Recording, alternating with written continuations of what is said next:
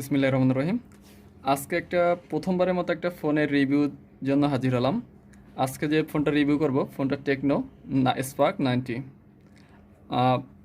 ফোনটা রিভিউ করার আগে দেখে আসি ফোনটায় কী আছে, মানে কী আছে। ফোনটা 4GB এবং র্যাম এবং 128GB রম এবং 3GB memory fusion, that means 3GB আর র্যামটা বাড়ানো যাবে। তারপরে সেলফি ক্যামেরা আছে 32 মেগাপিক্সেল এবং এটার ডিসপ্লে 6.6 ইঞ্চি। এছাড়াও 5000 এমপিআর battery, type C charger. So মোটামুটি এখন যে সেটের প্রাইজের যে অবস্থা সেই হিসাবে মোটামুটি একটা বাজেটের মধ্যে, স্বল্প বাজেটের মধ্যে মনে হয় এটা মোটামুটি ভালো একটা ফোন।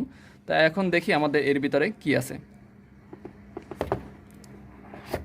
সো প্রথমেই একটা ফোনটা একটু আলাদা রাখি। এর ভিতরে যে জিনিসগুলো আছে দেখি। এর সাথে একটা ব্যাক কভার আমরা আগে খুলে রাখছিলাম। এর ভিতরে একটা ব্যাক কভার আছে, এটা ফ্রি। ম্যানুয়াল, ওয়ারেন্টি কার্ড, একটা চার্জার, হেডফোন, চার্জারের সকেট এবং সিম ইরেজেক্টর। তাহলে এই ফোনটার ভিতরে এই জিনিসগুলো আছে এবং এটার ডিসপ্লেটা আগেই বলেছি যে 6.6 ইঞ্চি এবং এখানে প্রসেসর ব্যবহার করা হয়েছে হেলিও G37 অক্টাকোর প্রসেসর।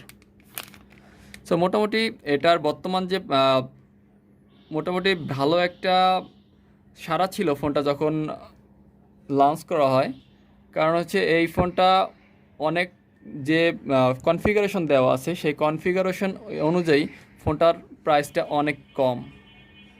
কারণ এই কনফিগারেশনের মধ্যে অন্য বাজারে তেমন কোনো ফোন পাওয়া যাচ্ছে না এই বর্তমান দ্রব্যমূল্য ঊর্ধ্বগতি এবং ডলার সংকটের কারণে, যেটা অলরেডি বের হয়েছে। সো ফোনটার প্রাইস হচ্ছে 14,990 টাকা। বিশেষ করে যারা প্রথম 7 দিনের মধ্যে প্রি বুকিং দিয়েছিলেন তাদের জন্য দামটা রাখা হয়েছিল 14,550 এবং তাদের জন্য একটা ছোট একটা ব্যাগ ফ্রি ছিল। ব্যাগটা মোটামুটি চলে হয়তো 200-400 টাকা দাম। মোটামুটি ফোনটা প্রথম দিনে যতটা মানে হাতে নিয়ে যেটা মনে হয়েছে একটু মোটামুটি কমফোর্টেবলই মনে হয়েছে, কিন্তু এখান থেকে এটার মোটামুটি ফাস্ট স্পিড আছে এবং এটার ডিসপ্লেটার কালারও বা রেজুলেশন সব কিছু মোটামুটি ঠিক আছে। কিন্তু আমার কাছে মনে হয়েছে ক্যামেরা কোয়ালিটি এবং ভিডিও কোয়ালিটিটা মোটামুটি খারাপ না, ভালোই। কিন্তু যখন ইউটিউবে ভিডিও দেখা যায় অন্যান্য যখন যে ফোনের অ্যামোলেড ডিসপ্লে, সে অ্যামোলেড ডিসপ্লের চেয়ে মোটামুটি একটু মানে কম রেজুলেশন মনে হয় বা রংটা একটু কম মনে হয়। তবে অন্য যে দিকগুলো আছে জিনিসগুলো থেকে মোটামুটি ভালোই। আমি একটা ভিডিও ওপেন করি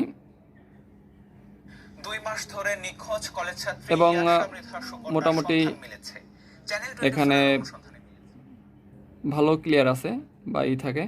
তো আমি মনে করি যে মোটামুটি অল্প বাজেটের ফোনের মধ্যে ফোনটা হিসাবে খারাপ না। তো প্রথমবারের মতো কোনো ফোনের রিভিউ করলাম, জানি না কেমন হয়েছে। সবাইকে ধন্যবাদ।